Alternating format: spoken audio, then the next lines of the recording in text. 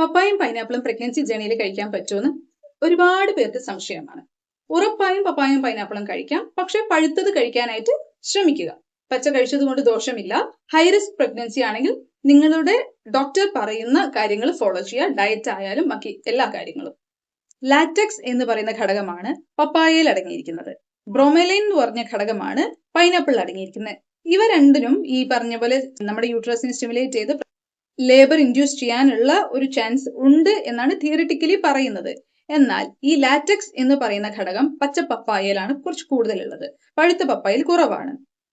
മാത്രമല്ല ഇത് മിതമായ രീതിയിൽ കഴിച്ചു എന്ന് വെച്ച് പ്രസവം ഇൻഡ്യൂസ് ആവുന്നില്ല.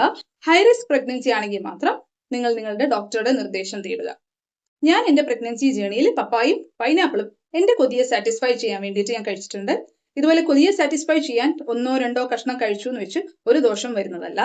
പക്ഷെ എന്ത് വന്നാലും നിങ്ങൾ നിങ്ങളുടെ ഡോക്ടറുടെ നിർദ്ദേശപ്രകാരം മാത്രം കാര്യങ്ങൾ ഫോളോ ചെയ്യുക. This is just an information.